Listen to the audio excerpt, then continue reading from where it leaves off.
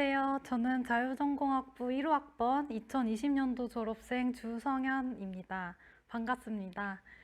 저는 경영학과와 컴퓨터공학을 전공했고요. 지금은 IT 서비스 기업에서 데이터 사이언스 부서에서 분석 업무를 담당하고 있습니다. 오늘은 제가 하는 일과 저의 전공 선택 과정, 그리고 학부 생활에 대한 소회를 간단히 나눠볼까 합니다. 저는 일한 지 한 3년 정도 됐고요. 아직 갈 길은 멀지만 나름대로 즐겁게 일을 하고 있는데요. 제가 하는 일을 지금 간단히 소개해 드리겠습니다. 조금 전에 저는 데이터 분석을 한다고 말씀을 드렸습니다. 이 말 그대로 가지고 있는 데이터로 뭔가를 알아내는 일인데요. 우리의 서비스의 현황이 어떤지, 잠재적인 문제는 뭔지, 그리고 앞으로 어떤 걸 개선해야 되는지 등등 데이터 기반으로 분석하는 일을 하고 있습니다. 한번 탐정에 빗대어서 설명해 보고 싶은데요. 실제로도 제가 제 스스로가 탐정이 된 것 같은 그런 마음가짐으로 일을 하고 있습니다. 탐정은 겉으로 드러나지 않는 속 사정을 밝히는 직업인데요.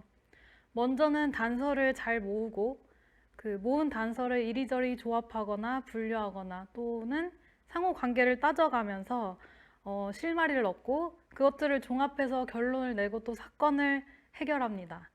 이 일련의 과정이 실제로 제가 데이터를 가지고 하는 일과 상당히 비슷한데요.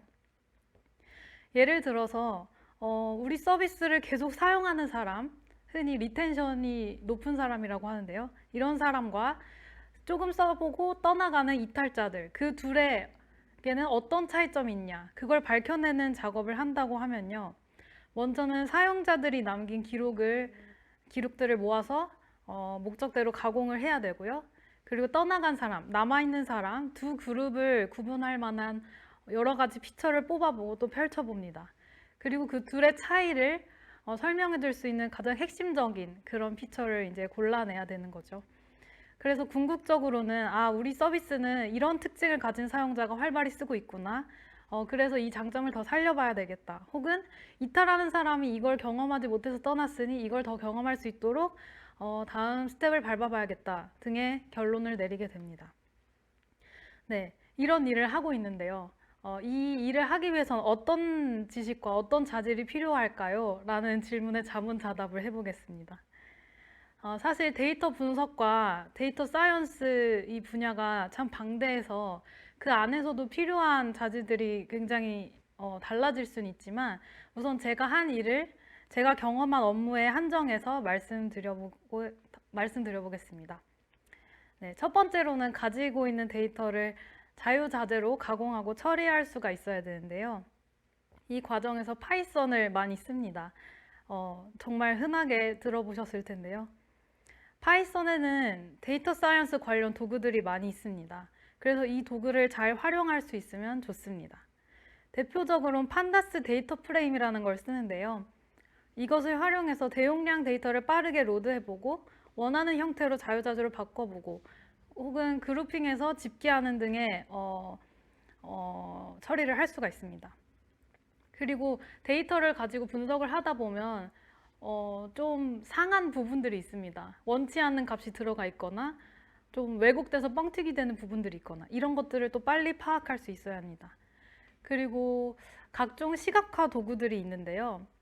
이걸 또 잘 활용하면 참 좋을 것 같습니다. 숫자로만 착착 나열된 데이터에서 어떤 인사이트를 뽑아내려면은 적절한 차트로 표현을 할 수 있어야 되는데요. 나타내고자 하는 걸 한눈에 알아볼 수 있게 차트를 빨리 그릴 수 있다면 굉장히 유리하겠죠. 네, 그래서 이런 도구들을 활용하는 거는 실제로 일을 하면서 늘어나는 능력이긴 하지만요. 사전에 이 도구들에 대해 익숙하고 난 활용할 수 있겠다 정도의 준비를 하면 도움이 될 것 같습니다. 다음으로는 딥러닝에 대한 이야기인데요. 너무 핫한 주제라 아마 다들 조금씩은 관심이 있으실 것 같습니다. 이게 제가 하는 데이터 분석 업무에서 왜 중요한지 좀 설명을 드리면요.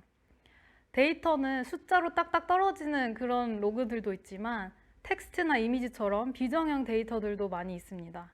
그래서 이런 것들을 분류하거나 정량할 때는 딥러닝 관련된 기술을 많이 쓰게 되는데요.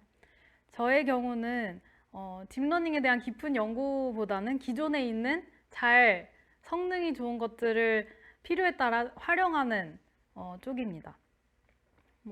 유명한 모델을 가져다가 튜닝을 하거나 아니면 제가 하는 딱 그 태스크에 맞는 적절한 기술을 적용하는 등의 활용을 하고 있습니다. 그리고 끝으로는 통계적인 소양과 지식을 강조해보고 싶은데요. 데이터를 열심히 가공하고 차트도 그려봤지만 거기서 엉뚱한 해석을 하고 있으면 말짱 도루묵이겠죠. 왜곡되지 않고 제대로 된 의미를 파악해서 해석을 하려면은 통계적인 지식이 좀 필요하다는 생각이 듭니다. 저는 컴공보다는 통계학을 하면 어땠을까 하는 생각이 들 정도로 일을 하면서 이 중요성을 절감하고 있습니다. 네, 그 다음으로는 제가 어떻게 진로를 결정했고 전공을 어떻게 선택했는지 말씀드리려고 합니다. 사실 방금 소개했던 이 일을 하기 위해선 이게 중요합니다 라는 것들을 저는 학부 시절에 다 준비해서 시작하진 않았습니다. 솔직히 말해서 일을 하면서 빈 부분을 채워나가면서 공부하고 있는 상황이고요. 저는 어떤 계획에 따라서 원하는 거를 하기 위한 어떤 철저한 계획을 짜서 착착 나아갔다기보다는 그때그때 재밌는 거, 잘 맞는 거 하나씩 발견해 가면서 방향을 좁혔던 것 같습니다. 저의 이 과정을 좀 설명을 드리려고 합니다. 네, 저는 어릴 때부터 뭔가를 기획하는 거를 굉장히 좋아했습니다. 동아리 활동을 준비하거나 수행평가 과제를 하더라도 작은 디테일로 결과물이 크게 달라지는 게 너무 즐거웠고요. 그걸로 많은 사람들이 공감해주고 또 주목해주면 굉장히 뿌듯했습니다. 다시 말하면 전하고자 하는 어떤 핵심 메시지를 잘 선정해서 그걸 사람들이 공감할 수 있게 풀어내는 일이 즐거웠던 것 같습니다. 이런 배경에서 처음으로는 경영학과를 선택을 했습니다. 비즈니스적인 문제를 발견하고 정의하고 또 나름의 솔루션을 내보는 연습을 해보고 싶었기 때문입니다. 그 다음에는 뭔가를 전달하는 그 커뮤니케이션에 대한 공부를 더 할 수 있을까라는 기대감을 가지고 언론정보학과에 들어갔었는데요. 1년 동안 수업을 들으면서 글쓰기 과제에 너무나 큰 스트레스를 받았습니다. 과제로 나온 주제에 대해서 아는 것도 없고 하고 싶은 말도 없는데 글은 써야 되는 그런 순간이 저에게는 큰 고통이었습니다. 노트북 앞에 앉아서 한두 시간 동안 한 줄도 못 쓰고 기한에 맞춰서 글을 못 낸 적도 있었습니다. 그런 고통을 겪다가 그 당시에는 내가 어떤 주어진 사안에 대해서 글로 잘 풀어내는 걸 잘 하기보다는 내가 말하고 싶은 뭔가를 찾으면 그걸 좀 잘 만들어낸 쪽이 더 잘 맞겠다라는 판단을 하게 됐습니다. 그래서 고민 끝에 뭔가를 만들어낼 기술력이 있으면 좋겠다라는 마음이 들어서 언론정보학과를 나오고 컴공에 진입했습니다. 막상 컴공에 들어가서도 전혀 재미도 없고 이해도 되지 않아서 던져버린 수업이 많긴 한데요. 예를 들면 전산 기본을 다지는 수업은 해야 되긴 하니까 재미없어도 일단 챙겼고요. 하드웨어 관련된 수업들은 거의 지금 머리에 남아있는 게 없을 정도로 손을 놓기도 했습니다. 그치만 그 와중에 제가 정말 몰두하고 즐겁게 들어온 수업도 있었는데요. 로버스트한 로직을 짜거나 정말 멋진 기능이 들어간 어떤 서비스를 만들어 보는 그런 수업이 참 재미있었습니다. 제가 앞서 말씀드린 제가 생각한 어떤 재밌는 걸 만들어서 사람들에게 소개하고 기획하는 이런 게 참 재밌다고 했는데 그런 것들을 뭔가 펼쳐볼 수 있는 수업이었던 것 같습니다. 한 가지 딱 계획을 정하고 목표를 정하고 달려온 건 아니었지만 이런 학교의 생활에서의 공부들이 지금 업무에도 여러모로 도움이 되고 있는데요. 기본적으로 코딩을 했으니까 일단은 내가 사용할 수 있는 도구 그리고 도구를 잘 쓸 수 있다는 그런 장점이 생겼고요. 그리고 컴공 수업을 들으면서 디버깅을 좀 파보고 그리고 어떻게 하면 탄탄한 로직을 짤까 골똘히 고민하던 게 지금 분석 업무를 하면서 내가 놓치고 있는 구멍이 없는지 철저하게 파헤치는데 도움이 됐습니다. 그리고 경영학과 공부에서는 서비스를 경험하는 소비자의 감정과 행동을 분석하는 그런 과제들을 많이 했었는데요. 이게 실제 서비스에서 사용자들의 행동을 분석할 때 그 감을 잡는 데 참 큰 도움이 되고 있습니다. 네. 그래서 끝으로는 저의 학교 생활을 돌아보면서 느낀 점에 대해 좀 나눠보고 싶은데요. 대학 생활 끝에 저한테 가장 남았다고 생각되는 자산은 좀 빨리 부딪혀보고 제가 못하는 걸 빨리 드러내보고 그리고 그거를 받아들이는 것에 익숙해졌다는 점입니다.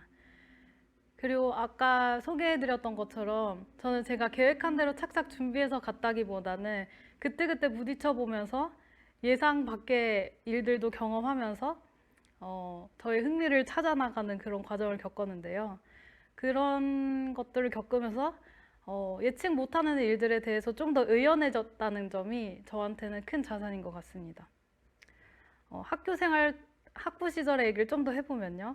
처음에 서울대 입학하고 나서 많은 분들이 공감하실 텐데 저도 스트레스를 참 많이 받았어요. 워낙 대단한 친구들이 많다 보니까 뭘 열심히 해도 잘하는 티도 안 나고 위축되기도 하고 그래서 1, 2학년 때 좀 소극적으로 지냈던 것 같습니다. 그러다가 우연히 가족 상담이라는 교양 수업을 들었는데 한 학기 동안 자기를 탐색하는 일기를 쓰는 그런 수업이었어요. 그걸 빙산일지라고 부르는데 한 달 내내 일기만 썼던 것 같습니다.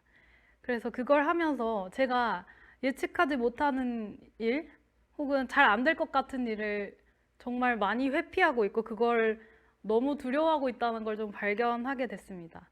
그때 그 수업이 계기가 돼서 그 다음부터는 내가 못하는 거는 못하는 대로 인정하고 좀 그래도 즐겁게 몰입할 만한 것들을 열심히 찾자고 다짐을 했었습니다.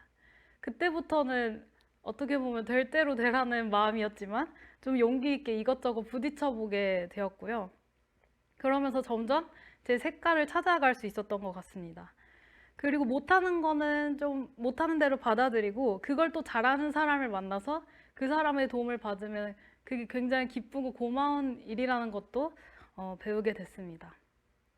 그러면서 이제 졸업할 때쯤은 초창기에 위축되어서 지냈던 거에 비해 많이 자신감을 되찾고 기쁘게 학교를 졸업할 수 있었습니다. 뭘 선택하든지 사실 지나가 봐야 그 결과를 알 수 있고 그렇기 때문에 늘 불안할 수밖에 없긴 한데요. 어차피 가봐야 아는 거 일단 지금은 내던져 보자라는 용기를 가지고 학부 생활을 하셔도 좋을 것 같습니다.